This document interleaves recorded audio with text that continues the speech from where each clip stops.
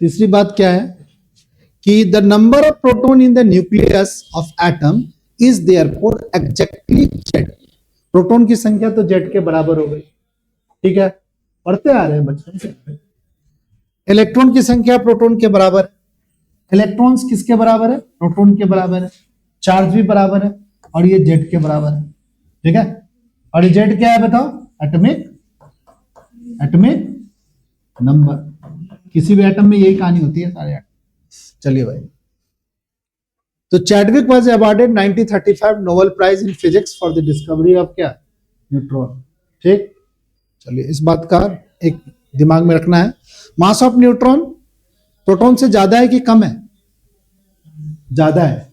नहीं याद किया ना प्रोटॉन का मास? तुम लोग कहते ना प्रोटॉन का मास याद कर लो। कितना है प्रोटॉन का मास? 1.67। यू में कितना था मास? देखो देखो कॉपी देखो यार, ऐसे नहीं याद होता है। बार बार कॉपी देखोगे, बार बार चीजों से मुलाकात। 1.66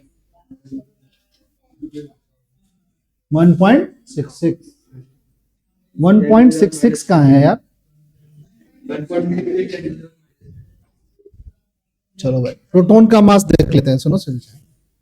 अच्छा ये बताओ प्रोटॉन से हमारा न्यूट्रॉन भारी है कि हल्का है?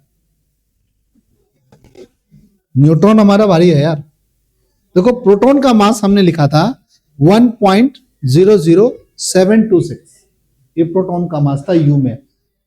ग्राम में तो ये था, किलोग्राम में ये था। प्रोटॉन का मास याद कर लो सही बच्चा, 1.00726। किलोग्राम में भी याद कर लो तो ज्यादा बेटर है। ऐसे दे देगा बट याद कर दो ना। और न्यूट्रॉन का मास कितना हो गया? 1.00866, यानी भारी है। चलिए भाई, किलोग्राम में ये मास है। Proton is unstable in free state. ये बड़ा इंपॉर्टेंट टॉपिक है कि हमारी प्रोटॉन कहां मिलेगी? न्यूक्लियस के अंदर ही मिलेगी, फ्री स्टेट में नहीं मिलेगी। मैंने कि ऐसे कोई प्रोटॉन चाहेगा कि हम निकाल के रख ले, नहीं होगा। क्या कहा? Neutron is unstable in free state, proton is stable in free state. Neutron is unstable, sorry भाई गलती हो गई शायद। Proton is stable in free state, neutron is unstable in free state. It decay into proton and electron and anti neutrino. कहा गया कि हमारी जो न्यूट्रॉन है वो 3, ये पूछता है एग्जाम में, न्यूट्रॉन टूट जाएगा किसमें भाई? इसमें टूटेगा न्यूट्रॉन, इलेक्ट्रॉन्स में। देखो यहां कर है, it decay into proton, electrons और एंटी न्यूट्रिनो। एंटी न्यूट्रिनो कैसे लिखते हैं? और इसकी हाफ लाइफ पीरियड जो न्यूट्रॉन, जो अगर बाहर न्यूट्रॉन अगर मान लो कि बाहर निकलता है तो अपने आप न्यूक्लियस के अंदर भी न्यूट्रॉन अनस्टेबल है, ये बाहर जाएगा, टूटेगा, इस तरीके से जाएगा। और इसका जो हाफ लाइफ पीरियड है वो 100 सेकेंड है। 100 सेकेंड नहीं, 1000 सेकेंड। ये डेटा है, थोड़ा सा याद रखना है। और ये वाला पूछता है 1 मार्क्स में कि हमारी न्यूट्रॉन्स किस पार्टिकल्स में टूटता है, ठीक है। चलिए भाई, प्रोटॉन क्या है भाई? स्टेबल है। अगला थोड़ा सा और देखते हैं।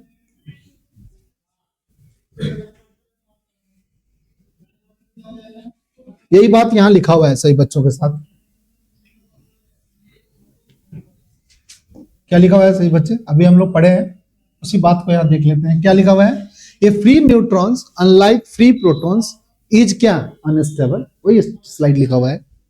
It decay into proton, electrons and anti-neutrino, another elementary particles. Anti-neutrino जैसे इलेक्ट्रॉन, प्रोटॉन, न्यूट्रॉन होता है, न्यूट्रॉनो भी होता है, एंटी-न्यूट्रिनो। ये तीसरा एक, चौथा एक एलिमेंट्री पार्टिकल्स है जिसकी मीन लाइफ पीरियड क्या है? इसकी मीन लाइफ पीरियड कितना? 1000 है, सेकेंड्स है। Neutron is unstable inside the nucleus. Nucleus के अंदर भी न्यूट्रॉन क्या होती है? अनस्टेबल होती है।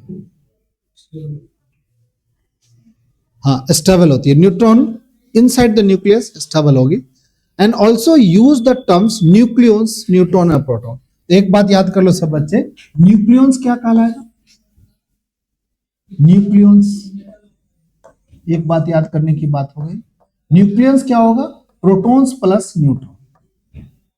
एक क्या हो गया? न्यूट्रॉन टूटेगा प्रोटॉन्स में, प्लस में इलेक्ट्रॉन्स में, प्लस में एंटी न्यूट्रिनो।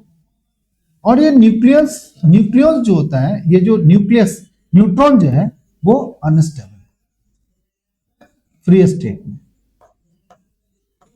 Free state. इतनी बात याद रखना है।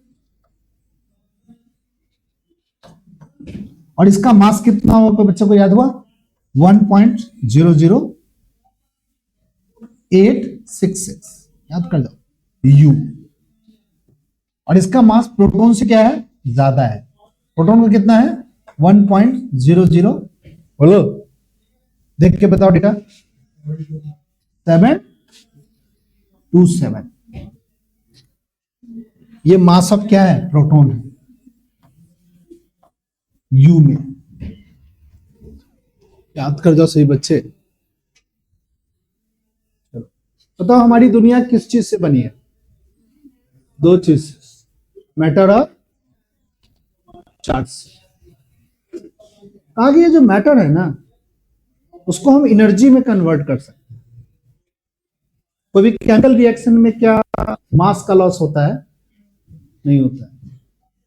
हमारे डेली लाइफ में केमिकल रिएक्शंस हम लोग लैब में करते हैं, बट आगे एक और रिएक्शंस होता है जिसको हम क्या बोलते हैं? Nuclear reactions. ठीक है, उस न्यूक्लियर रिएक्शंस में सभी बच्चों को पता है बहुत ज्यादा एनर्जी जनरेट होता है। इनॉर्मस अमाउंट ऑफ एनर्जी क्या होती है? जनरेट होती है। कहा जाता है इतना एनर्जी जनरेट की पूरी ब्रह्मांड, हमारी अर्थ क्या होती है? जल जा सकती है।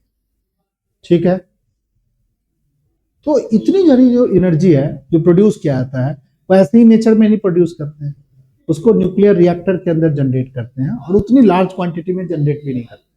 ठीक है, तो कहा कि जो न्यूक्लियर रिएक्शंस होते हैं उसमें law of conservation of mass क्या होता है? वायलेट होता है। और उसमें जो मास होती है, जितना मास का लॉस होता है या जनरेट होता है मास, वो एनर्जी के रूप में क्या होता है? प्रोड्यूस होता है। हमारी जो मास है, हमारी जो न्यूक्लियर रिएक्शन है, सॉरी, वो दो तरीके का होता है। एक होता है फ्यूजन और एक होता है फिजन। फ्यूजन क्या होता है भाई? छोटी छोटी चीज जुड़ करके बड़ी चीज बन जाती है। और फिजन में क्या होगा भाई? टूटता है, छोटी बड़ी चीज टूट करके छोटी। अब ये प्रश्न उठता है कि सर बड़ी वाली चीज छोटी क्यों नहीं चाहती है और छोटी वाली चीज बड़ी क्यों नहीं चाहती है? जब बड़ा वाला, अगर हमारी छोटी छोटी चीजें जुड़ना चाहती है तो छोटी छोटी जुड़ के क्या होगी? बड़ी तो बन रही है, तो बड़ी वाली चीज टूट क्यों गई? तो कहा क्या एक इंटरमीडिएट स्टेट है। जो स्टेट क्या है? स्टेबल स्टेट है, जो बहुत ज्यादा छोटा नहीं है और बहुत ज्यादा। इस स्टेट पर हमारी एनर्जी स्टेबल एनर्जी है, वो आयरन का एटम है। आयरन का एटम का जो न्यूक्लियर एनर्जी है वो सबसे ज्यादा होता है। तो कहता है कि ये जो छोटा छोटा है वो बन करके जुड़ करके आयरन के पास जाना चाहता है, और ये बेचारा टूट टूट करके आयरन के पास जाना चाहता है और अपनी न्यूक्लियर स्टेबिलिटी को जनरेट करना चाहता है। कोई आदमी पूछेगा कि छोटे एटम जुड़ते क्यों हैं और छोटे एटम, बड़े एटम भी टूटते क्यों हैं? तो छोटे एटम इसलिए जुड़ते हैं क्योंकि छोटे एटम की भी न्यूक्लियर एनर्जी क्या होती है? कम होती है, और बड़े एटम की भी न्यूक्लियर एनर्जी क्या होती है? कम होती है। दोनों एक स्टेबल एनर्जी को ऑब्टेन करने की कोशिश करता है, जिसके कारण, और दोनों के बीच में एक इंटरमीडिएट स्टेट है। जिस इंटरमीडिएट स्टेट का जो एटम है वो आयरन का एटम है, जो सबसे स्टेबल एटम है, और ये स्टेबल एटम को सब चाहता है उस स्टेबिलिटी को गेन करने के लिए। तो ये बड़ा जो है, ये जो लार्ज है, वो क्या हो रहा है भाई? टूट रहा है, चाह रहा है ये बन जाए, और छोटा क्या हो रहा है? जुड़ करके ये बनना चाह रहा है। चलो भाई, यानी हमारे, और ये जो न्यूक्लियर रिएक्शन है उसमें एनर्जी का जनरेट होता है, और एनर्जी जनरेट होने का कारण क्या है? मास का लॉस या मास का क्रिएशन। ठीक है, चलो भाई, ठीक है। एक और बात, कभी कभी एग्जाम में छोटे छोटे टॉपिक आप पढ़ के आए हो एग्जाम में। एक आइसोटोप्स है, एक आइसोबार है, और एक आइसोटोन है। तीन चीज होती है। न्यूक्लियस, एक आइसोटोप्स पढ़ चुके हैं सही बच्चे, जिसमें एटॉमिक नंबर क्या होता था? सेम होता था। सभी बच्चे लीजिए, आइसोटोप्स लिखिए, सारा नहीं लिखना है। आइसोटोप्स लिखिए, एटॉमिक नंबर क्या होगा? Same atomic number. तो मास नंबर क्या कर देंगे? अलग अलग कर देंगे। आइसोबार लिखिए, क्या लिखेंगे? सेम मास नंबर, तो एटॉमिक नंबर अलग अलग कर देंगे। आइसोटोन में क्या लिखेंगे? Same neutron number. ठीक है, लिख सकते हैं इतना। Isotopes, isobar, isotone. आइसो मतलब क्या होता है केमिस्ट्री या फिजिक्स? नहीं होता, अरे सबको पता है। आइसो इलेक्ट्रॉनिक क्या होता है? Same number of electron. Isotopes क्या हो गया? Atomic number. Isobar same number of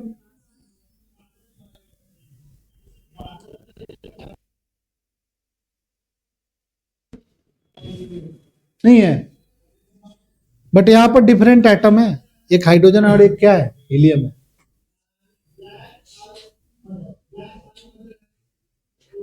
वो मरकरी और वो क्या है बताओ? गोल्ड है। और ये भी जानो कि हमारे एलिमेंट के बहुत सारे आइसोटोप्स पाए जाते हैं, हर एक एलिमेंट का आइसोटोप्स पाए जाते हैं। ठीक है, याद नहीं है किसी का तो शायद 100 की 150, पता नहीं क्या, बहुत सारे आइसोटोप्स हैं। एनसीईआरटी बुक में डेटा दिया हुआ है, पढ़ोगे तो मिलेगा। ठीक है, चलिए, तो ये बात लिख लिया सही बच्चे? थ्योरी है, लिख जाओ, दिमाग में रखो।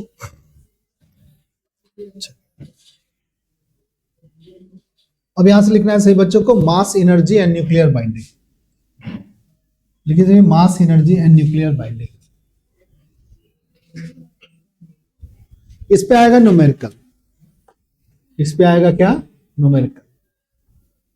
समझ लो सही बच्चे कि आइंस्टाइन ने शो क्या किया कि mass is another form of energy. कहा कि मास का अगर लॉस होगा ना तो एनर्जी के रूप में क्या होगा? प्रोड्यूस होगा। केमिकल रिएक्शन में तो मास का लॉस होता नहीं था, तो वहां पर कोई एनर्जी प्रोड्यूस नहीं होती है। ठीक है, होती है बहुत ज्यादा, इतना ज्यादा नहीं होती है, वो तो बॉन्ड के टूटने और बनने से कुछ एनर्जी प्रोड्यूस हो जाती है। बट अगर मास का लॉस होगा तो एनर्जी प्रोड्यूस होगी। ठीक है, एक्स्ट्रा एनर्जी प्रोड्यूस होगी। तो कहा गया कि एक फॉर्मूला उन्होंने दे दिया कि भाई ठीक है भाई, मास का लॉस होगा तो एनर्जी प्रोड्यूस होगा, तो उन्होंने एक फॉर्मूला, फेमस फॉर्मूला दिया, E बराबर क्या? mc²। M क्या है? लॉस मास सर्च, क्या है? Speed of light. याद कर लो ये फॉर्मूला, इसी फॉर्मूला पे सवाल है। ठीक है, लॉस मास कैसे निकालेंगे ये हम सीखेंगे, आप इतना लिखेंगे सिर्फ। अब इस पे एक न्यूमेरिकल बताएंगे, कोई न्यूमेरिकल आपको याद रखना है, सिर्फ इतना, E बराबर mc²। ये मत लिखो, ये सब तो बकवास है, अभी मैं समझा दूंगा, समझ में आ जाएगा। मान लो कि कोई एटम ले लिया, ठीक है, इसको लिखने की जरूरत नहीं। मान लो कि कोई एटम लिया, इस एटम का सपोज कर लो कि ए इसका क्या है?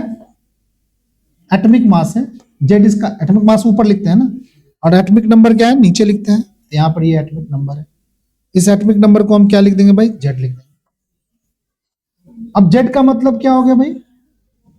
अब न्यूक्लियस की बात हम कर रहे हैं, सिर्फ न्यूक्लियस की बात कर रहे हैं, न्यूक्लियस की बात कर रहे हैं। तो न्यूक्लियस का मास हम ए मानेंगे, न्यूक्लियस का ये मास मानेंगे। तो ये बात समझते हुए आप लिखेंगे इसको। जेड क्या है? एटॉमिक नंबर है, एटॉमिक नंबर है। तो एटॉमिक नंबर जो होता है वो बराबर होता है नंबर ऑफ प्रोटॉन के, नंबर ऑफ प्रोटॉन के, प्रोटॉन के नंबर के बराबर होता है। और अगर आप पूछेंगे न्यूट्रॉन का नंबर बताओ, ये नंबर ऑफ प्रोटॉन है।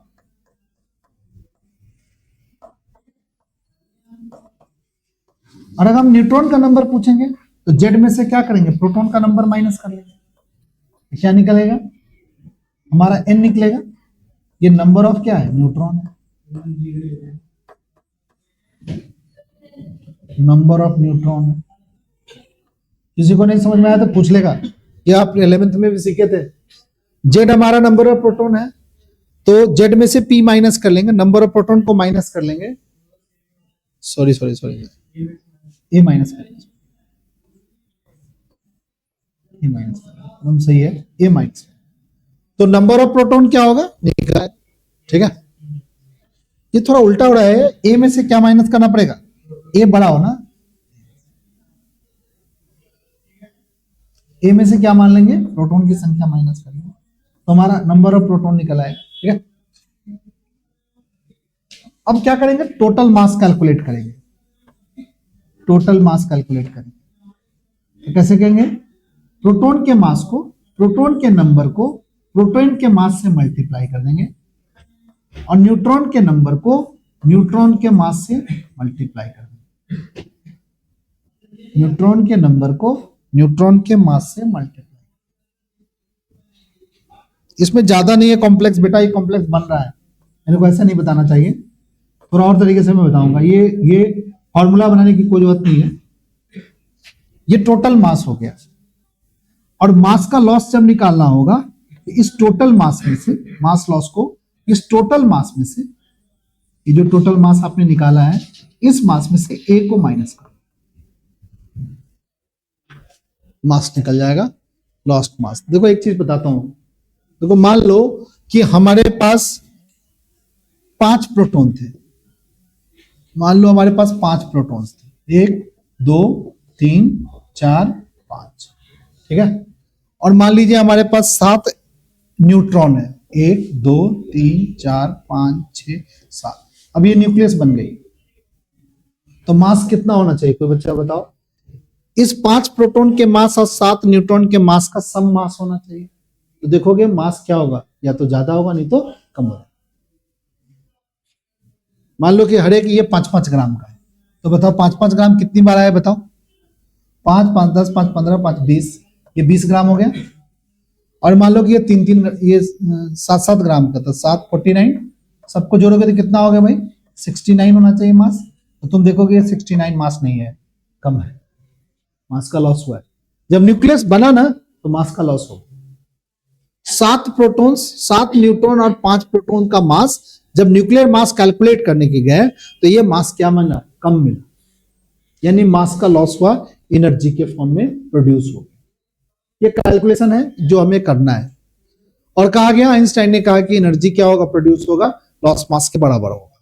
ठीक है भाई, अब इस पर एक छोटा सा न्यूमेरिकल लेते हैं, उस बात को समझते हैं। वही पूछेगा एग्जाम में आपसे, बनाइएगा आप लोग।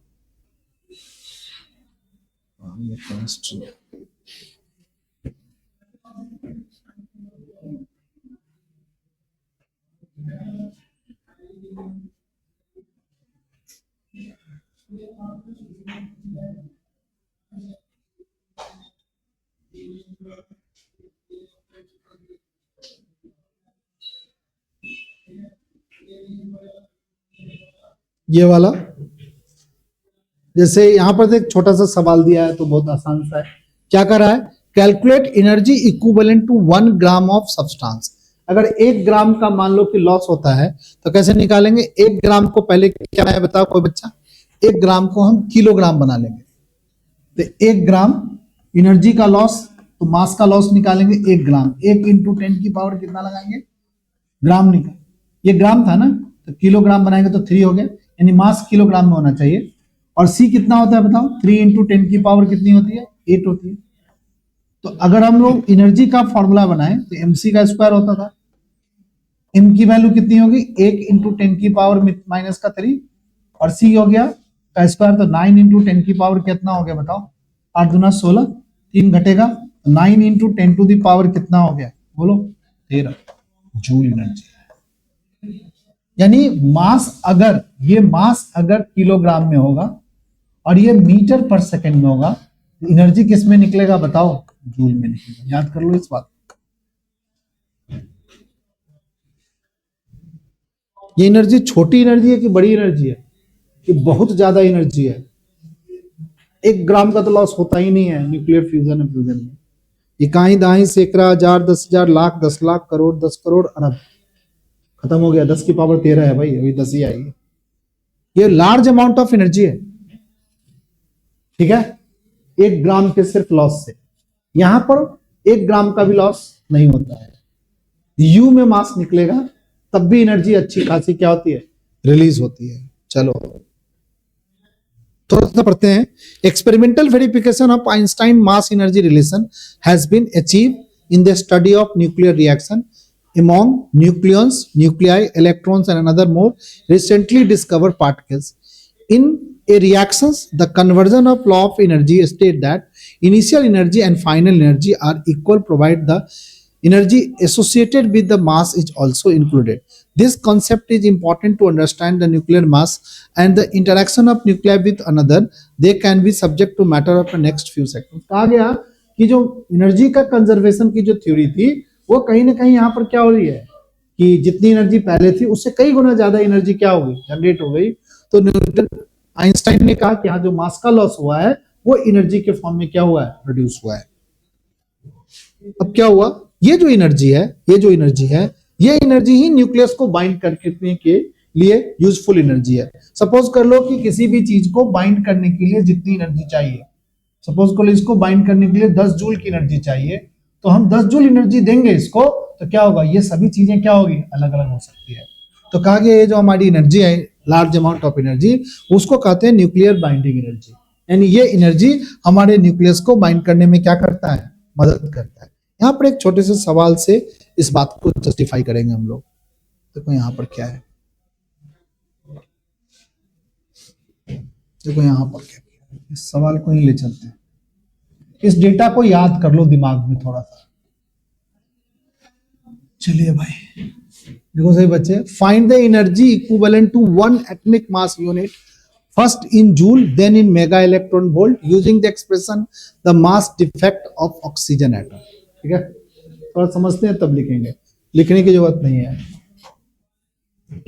इस ऑक्सीजन के एटम में बताओ कितना प्रोटॉन्स है, बता दो यार। 8 प्रोटॉन्स। कितना न्यूट्रॉन्स है, 8। चलो भाई 8 प्रोटॉन और 8 न्यूट्रॉन है। ठीक, चलिए 8 प्रोटॉन और 8 न्यूट्रॉन है, और 8 प्रोटॉन और 8 न्यूट्रॉन है। न्यूक्लियस के अंदर तो यही 2 चीजें है। यहां पर एक इसके पीछे सब्जेक्ट में एक चीज बताया है आपको। 8 न्यूट्रॉन का मास कितना हो गया, 8 मल्टीप्लाई बाई दिस। ठीक है, 8 प्रोटॉन कितना हो गया भाई, 8 मल्टीप्लाई बाई दिस 1.00। अब इन दोनों को जोड़ोगे, 8 इलेक्ट्रॉन्स को भी लिख लिया, सबको जोड़ा तो कितना आया भाई, इस सबको जोड़ लिया। अगर जोड़ोगे तो कितना का, 6 6 12 1 13, 13 और 5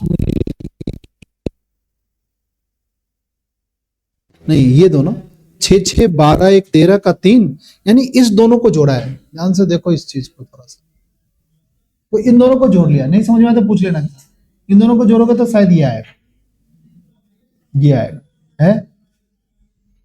देखो 6 6 12 1 13, 8 1 9 आ गया ना, 8 7 15, फिर कितना हो गया 1 0 1, और इसको 8 से क्या कर दिया, मल्टीप्लाई कर दिया। तो हम क्या, ऑक्सीजन का एटॉमिक मास इतना होना चाहिए था। कितने बच्चों को एक समझ में आ गया बात, क्या बोला मैं, कि हमारा ऑक्सीजन का जो न्यूक्लियस है उसमें 8 प्रोटॉन है और 8 क्या है बताओ, न्यूट्रॉन है। तो 8 प्रोटॉन और 8 न्यूट्रॉन को ऐड किया, इसके मास को और इसके मास को अगर ऐड करोगे तो टोटल मास कितना चाहिए बताओ, 16.12744 आना चाहिए। ठीक है, चलिए भाई। बट ऑक्सीजन का जो एटॉमिक मास कैलकुलेट हुआ वो डेटा कहां दिया है, एटॉमिक मास जो कैलकुलेट हुआ वो कैलकुलेट कितना हुआ, 15.99053। ठीक है, देखो अगर हम ऑक्सीजन के न्यूक्लियस की बात करें तो न्यूक्लियस में क्या है बताओ, 8 क्या है बताओ, 8 न्यूट्रॉन है, 8 क्या है, प्रोटॉन है। इन दोनों का जो टोटल मास होगा वही न्यूक्लियस का मास होना चाहिए था। कितना मास होना चाहिए भाई, 16.12744 होना चाहिए, बट एक्चुअली कितना आया, 15.99। तो कितने मास का लॉस हुआ भाई, तो कहा गया कि 15.994493 को इसमें से क्या कर लो, माइनस कर लो। ठीक है, उतना जब न्यूक्लियस बना तो एनर्जी के रूप में प्रोड्यूस हो गया और मास का लॉस हो गया। कितना मास का लॉस हुआ, अगर हम घटाए कितना में से, 16.12744, इसमें से माइनस कर ले कितना भाई, बोलो 15.99493। क्या है, 15.99493, 99493, 1 2 3 4 5, 1 2 3 4 5। ठीक है, घटाएंगे तो कितना होगा बच्चे बताओ, ये हो गया 1, ये कितना होगा बताओ, बोलो यार। 5, ये बताओ कितना आएगा। 2, ये बताओ। 3, फिर क्या होगा। 1, 1 होगा, पॉइंट होगा 0। कितना का मास हुआ भाई। 1.3691, ये 6 आएगा यार। ये कितना आ गया 1, ये कितना आएगा, ये 8 है कि 9 है। 9 है ना, तो 9 हो गया तो कैसे घटा, ये कितना लगा 13 point. You find that the mass of this nucleus less than the total mass of constituent particle. 13.691 कैसे लिख रहा है। 13 पॉइंट, ये 9 आएगा क्या। ये 1 हो गया, ये कितना हो गया, इसमें से ये गया तो कितना आएगा 5 आएगा ना। 14 में से 9 जाएगा 5 आएगा। ये कितना हो गया 6, 6 में से 4 जाएगा तो इतना है। पता नहीं ये कैसे लाया है। हाँ? कौन है 99053 कहाँ लिखा हुआ बेटा। हाँ हाँ 0, तुम लोग बैठा हुआ है।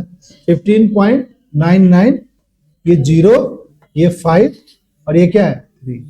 अब क्या होगा 1, ये कितना होगा बताओ। सही काम कर रहा है तुम लोग का दिमाग। ये 9 हो जाएगा, नहीं हो जाएगा। और ये कितना हो जाएगा बताओ 6। अब तो सही आ गया। चलो भाई, इतना मास का क्या हुआ, लॉस हुआ। क्या बता, एक बच्चा बता दो मुझे क्या बताना चाह रहा हूं मैं, कि 8 प्रोटॉन्स और 8 न्यूट्रॉन अगर आपस में जुड़ेगा तो मास कितना आना चाहिए बताओ। 16 पॉइंट समथिंग। जब ये बना और एटम दिखा ऑक्सीजन का, उसका मास कितना दिखा 15.99 दिखा।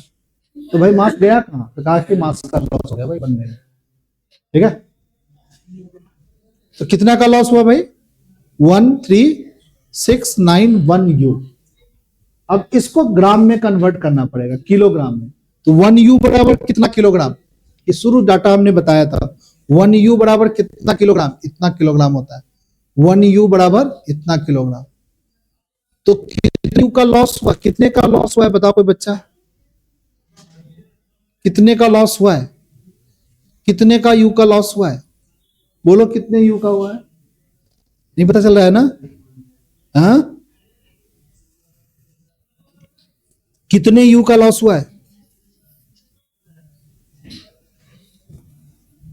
कितने U का लॉस हुआ है बताओ। 0.13691 U का लॉस हुआ है।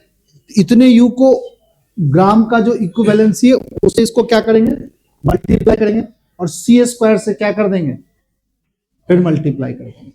एक U बराबर कितना ग्राम है, कोई बच्चा बता दो अपने कॉपी में देख करके बोलो। एक U बराबर कितना ग्राम है, यही पूछेगा। एक U बराबर कितना ग्राम है 1 पॉइंट बोलो 6 जोर से बोलो 05 U बोलो माइनस। बाप रे बाप कमाल कर रहा है। कितना, एक U बराबर इतना किलोग्राम।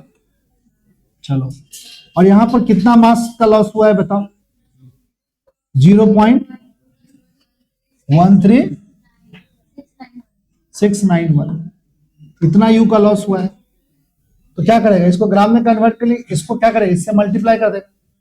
नहीं हो जाएगा, इन दोनों को मल्टीप्लाई करो तो किलोग्राम बन गया, और इस सबको किससे मल्टीप्लाई करेंगे 3 × 10⁻⁴ कितना 8 के स्क्वायर से। इतना एनर्जी का क्या होगा लॉस होगा। ठीक है, इस तरीके से। अब यहां पर क्या होगा, तुम्हें एक डेटा याद रखना है। यहां आप सवाल अब पढ़ो, क्या कर रहा है कि find the energy equivalent of 1 atomic mass, one atomic mass, यानी मास का जो लॉस हो रहा है वो एक एटॉमिक मास का लॉस हो रहा है। यानी डेल्टा M जो है वो एक एटॉमिक मास, एक mu का लॉस हो रहा है। एक mu बराबर कितना किलोग्राम होता है, एक mu बराबर 1.605 10⁻⁻ क्या हो गया 5। तो इतना मास का लॉस हुआ, और इसको कितना से मल्टीप्लाई किया है बताओ क्या है 3.0 × 10⁻18 है, जिसको एक्यूरेट लिख दिया है। कितना लिख दिया है 2.9979 × 10⁻8 लिया, ये 3 है। इस सबको सॉल्व किया है, तो अगर ये किलोग्राम में मास है तो एनर्जी किस में निकलेगा बताओ जूल में। चलिए भाई, जूल में एनर्जी, जूल वाली एनर्जी को इलेक्ट्रॉन वोल्ट में कन्वर्ट करो तो कितने डिवाइड करोगे? 1.6 into 10⁻⁻90।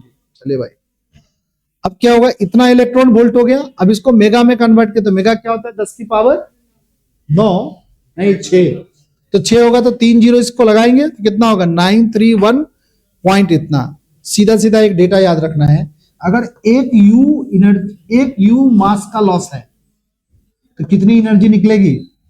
931.5 mega electron volt energy क्या होगी?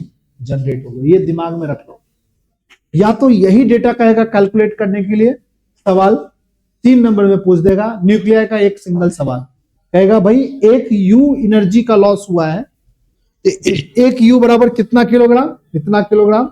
इतना kilogram is multiply by 3.0 into 10 की पावर 8। पहले जूल में निकालो, फिर इलेक्ट्रॉन वोल्ट में निकालो, फिर मेगा इलेक्ट्रॉन वोल्ट में कन्वर्ट करो, 3 मार्क्स मिलेंगे। ठीक है, अब मान लो कि एक यू के लिए इतना डेटा तुम्हें याद रख लेना है। एक यू जब भी मास का लॉस होगा तो 931.5 मेगा इलेक्ट्रॉन वोल्ट एनर्जी क्या होगा? अब मान लो कि हमारे ऑक्सीजन में कितना यू का लॉस हुआ है, बताओ कोई बच्चा? अभी हमने पढ़ा था ना ऑक्सीजन में कितना यू का लॉस हुआ था?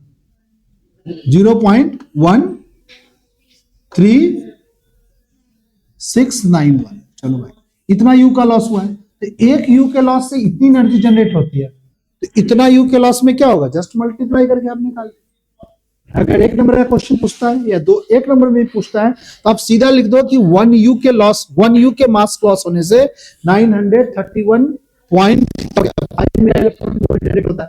तो ऑक्सीजन के मॉलिक्यूल्स का जब फॉर्मेशन, ऑक्सीजन के जो एटम का जब फॉर्मेशन होता है, इतना यू का लॉस होता है, तो इसको क्या करेंगे? उससे क्या कर देंगे? मल्टीप्लाई कर देंगे। समझ गया? देखो आप क्या किया है, ऑक्सीजन में कितना मास का लॉस हुआ है बताओ? 0.13691 यू। इस यू को क्या किया है? 931.5 से क्या कर दिया?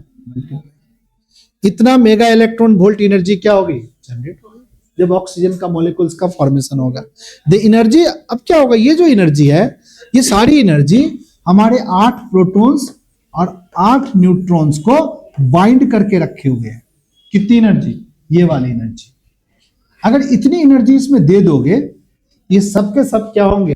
फिर अलग हो जाए। अब देखो थोड़ी सी कहानी समझो, क्या हुआ? ये हमारी प्रोटॉन थी, पहली प्रोटॉन थी। ये प्रोटॉन पर कौन सा चार्ज था बताओ? पॉजिटिव। दूसरी प्रोटॉन अगर आएगी तो क्या ये प्रोटॉन इसके पास आने की कोशिश करेगा? भाई प्रोटॉन भी तो पॉजिटिव चार्ज है भाई, कैसे असेंबली होगी? तो अब सोचें तो कहा है कि जबरदस्ती इसको क्या किया गया? असेंबल किया गया। तो जो हम काम किए हैं वही इस असेंबली का क्या बन गया? एनर्जी बन गया। तो कितने प्रोटॉन को लाके यहां पर इकट्ठा कर दिए भाई? 8 प्रोटॉन को। कितने इलेक्ट्रॉन्स को लाके इकट्ठा कर दिए? सॉरी, कितने न्यूट्रॉन को लाके इकट्ठा कर दिए? 8। ये लाने में, यहां पर न्यूक्लियस बनाने में एनर्जी कितनी लगी भाई? इतनी एनर्जी लगी। इसमें मास का भी लॉस हुआ। आइंस्टाइन ने कहा कि मास का जब लॉस होगा तो वही मास एनर्जी के रूप में स्टोर हुआ है, और ये एनर्जी होगा। अब इतनी एनर्जी दोगे तो क्या होगा? ये फिर से क्या हो गए? सब जहां से आया था प्रोटॉन्स, वहां फिर से क्या होगा? तो कहा गया कि ये जो हमारी एनर्जी है, इसको हम लोग बोलते हैं न्यूक्लियर बाइंडिंग एनर्जी। हम लोग यहाँ पे असेंबल है, कोई तो एनर्जी है जो हम लोग असेंबल कर रहा है, ऐसे थोड़ी असेंबल हुआ है। यही तो बाइंडिंग एनर्जी है। क्या है बाइंडिंग एनर्जी? तो कहा गया कि सर कुछ पढ़ा देते हैं, हम लोग भी पढ़ना चाहते हैं। ये जो एनर्जी है, पूरी दुनिया एनर्जी से भरी हुई है, वही चीज तो खींच के ले आता है सभी बच्चों को कि चलो चलो पढ़ लेते हैं। तो कहा गया जो प्रोटॉन की जब असेंबली होती है ना, न्यूट्रॉन की असेंबली होती है न्यूक्लियस के अंदर, तो आने में एनर्जी खर्च होता है, और सबको एक साथ रहना भी है 1 घंटे, सबको एक साथ रहना, जबकि रिपल्सिव फोर्स लग रहा है फिर भी रहना है। तो कहा कि वो जो वर्क तुमने किया, जबरदस्ती ला करके एक जगह इकट्ठा किया, वो एनर्जी के रूप में स्टोर है। परंतु इस काम में मास जो वर्क किया, वो कहां से वर्क किया, कहां से एनर्जी आई? तो कहा कि मास का लॉस हो जाता है कुछ कुछ, और वही मास एनर्जी के रूप में क्या हो जाता है? स्टोर हो जाता है। तो कहा गया ये न्यूक्लियर की क्या है? Binding energy. तो मान लो कि किसी न्यूक्लियस की बाइंडिंग एनर्जी बहुत ज्यादा है, तो क्या होगा? वो न्यूक्लियस स्टेबल होगा कि अनस्टेबल होगा? बाइंडिंग एनर्जी बहुत ज्यादा है, स्टेबल होगा यार। तो किसकी बाइंडिंग एनर्जी बहुत ज्यादा है? तो आयरन वाले 56 एक एटम है आयरन का, एटॉमिक मास है, वो सबसे ज्यादा स्टेबल देखा गया। तो एक कर्व बनाया गया, बाइंडिंग एनर्जी कर्व, जो एग्जाम में आता है। उस बाइंडिंग एनर्जी कर्व में देखा क्या गया कि कुछ न्यूक्लियस की बाइंडिंग एनर्जी कम है और कुछ जो बड़े छोटे न्यूक्लियस उसकी बाइंडिंग एनर्जी कम है, और जो बड़े न्यूक्लियस है उसकी भी बाइंडिंग एनर्जी कम है। अब ये सब चाहते हैं क्या, इस बाइंडिंग एनर्जी को ऑब्टेन करना, जो हमने पिछली स्लाइड में बताया कि ये चाहता है। अब यहां बढ़ने के लिए इसको जुड़ना पड़ा, जुड़ते जुड़ते यहां पहुंच गया, और ये क्या बड़ा है, ये टूटते टूटते क्या हो गया, यहां पहुंच गया। चलिए भाई, कुछ कुछ तो बात गया होगा दिमाग में, ये कुछ भी नहीं गया, जाता है बॉस, धीरे धीरे ऐसे ही धीरे धीरे बच्चों के दिमाग में जाता है। फिर बच्चे कुछ काम करेंगे तो क्या होगा आपको समझ में आ जाएगा। अब एक चीज छोटी सी बात,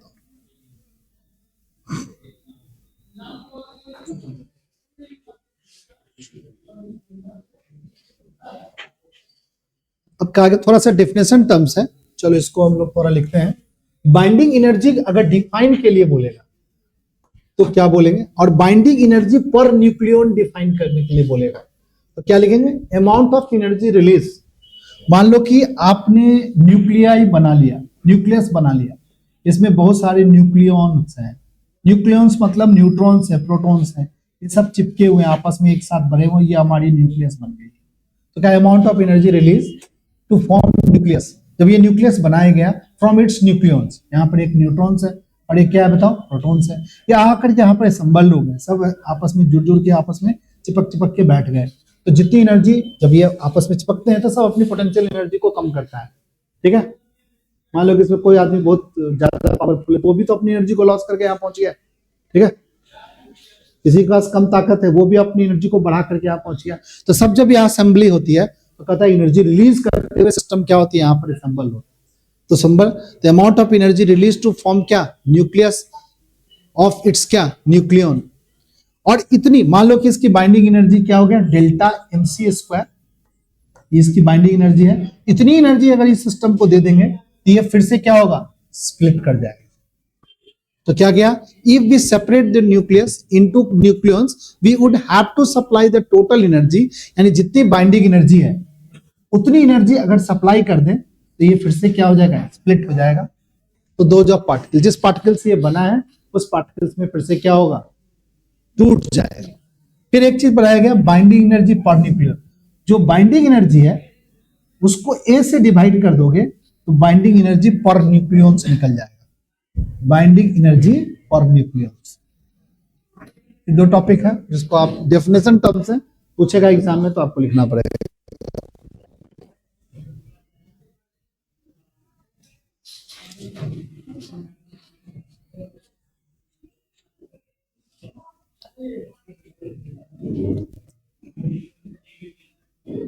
कुछ डेटा आप दिमाग में रखोगे तो ये जो पॉइंट के बाद वाला जो कैलकुलेशन है ना, वो तुम्हारे दिमाग में अच्छे तरीके से याद हो जाएगा। और नहीं तो फिर एग्जाम में थोड़ी, जैसे हमको हल्का हल्का हो रहा था ना प्रॉब्लम, कभी कुछ लिख रहे थे कभी कुछ बोल रहे थे, वैसे ही आपको दिमाग में भी आएगा। क्योंकि मुझे भी डेटा नहीं याद है तो मुझे प्रॉब्लम हो रहा था, तुमको भी डेटा याद नहीं है तो तुम्हें भी प्रॉब्लम होगा। क्लास और इसका होगा न्यूक्लियर फोर्स के बारे में हमें पढ़ना है। ये सब वही चीज लिखा हुआ है बेटा, इसमें कोई खास नहीं है, वही हमने यहाँ पर कैलकुलेट किया है, अभी हमने जो कैलकुलेट किया था, इसीलिए सबको आपको याद, वही सवाल यहाँ पर बना लिया है एक बार बच्चों को बताने को, जो आपको मैं बता दिया। यहां से पढ़ना है एक चीज, थोड़ा सा समझ लेते हैं, फिर हम लोग नेक्स्ट क्लास में पढ़ेंगे। इस यही ग्राफ भी एग्जाम में आएगा, एक ग्राफ में आएगा एग्जाम में आएगा। इस ग्राफ के बेसिस पे देखोगे यहाँ पर आयरन दिख रहा है आपको सबसे ऊपर, दिख रहा है ना, ये 56 है, इसकी बाइंडिंग एनर्जी क्या है, यहाँ लिखा है बाइंडिंग एनर्जी पर न्यूक्लियन, सबसे ज्यादा दिख रहा है, सबसे पीक पे दिख रहा है ग्राफ। और इधर दिख रहा है छोटे छोटे हाइड्रोजन, लिथियम, ये सब दिख रहा है। और इधर क्या, यूरेनियम दिख रहा है, ये सब दिख रहा है, टंगस्टन दिख रहा है। ये सारी चीजें बड़ी बड़ी एटम्स हैं, इसकी भी बाइंडिंग एनर्जी क्या है, 8 से कम है। देखो ये 8 से, ये ग्राफ नीचे जा रही है, 8 मेगा इलेक्ट्रॉन वोल्ट से ज्यादा है इसका, 8.5 8.6 होता है किसका, आयरन का। ये सबसे ज्यादा स्टेबल न्यूक्लियर है, ये सबसे ज्यादा। ये जो छोटे छोटे टूट टूट के क्या चाहता है, ये बन जाए, और ये छोटे छोटे है जो जुड़ जुड़ के क्या चाहता है, आयरन बन जाना। तो कहेगा तुमसे क्वेश्चन पूछेगा कि on the basis of binding nuclear पर बाइंडिंग एनर्जी पर न्यूक्लियन के बेसिस पे न्यूक्लियर फिजन और न्यूक्लियर फ्यूजन का जो घटना होता है उसको एक्सप्लेन करो। तो आपको लिखना पड़ेगा कि इस कर्व को देखने पर ये पता चलता है कि हमारा आयरन क्या है, सबसे ज्यादा स्टेबल न्यूक्लियस है। इस न्यूक्लियस को सब आदमी बनना चाहिए। मान लो कि कोई दुनिया का सबसे स्टेबल आदमी, तो सब आदमी वही चरण बनना चाहेगा। कैसे बनेगा भाई? तो कहा गया कि ये जो एटम बनेंगे या तो एटम जुड़ जुड़ के बनेंगे या तो एटम डिसोसिएट होकर बनेंगे। ठीक है, तो ये जो आयरन है हमारा, ये आयरन सब बनना चाहेगा, सारे के सारे आयरन बनना चाहेंगे। तो आयरन बनेगा क्या? छोटी वाली चीजें जुड़ जुड़ के बड़ी आयरन बन सकती है, और बड़ी वाली क्या हो सकती है? टूट टूट के आयरन बन सकती है। इसी कॉन्सेप्ट को हमें लिख देना है फ्यूजन और फ्यूजन के कॉन्सेप्ट में। ठीक है, नेक्स्ट क्लास में पढ़ेंगे। थोड़ा सा और है, खत्म हो जाएगा।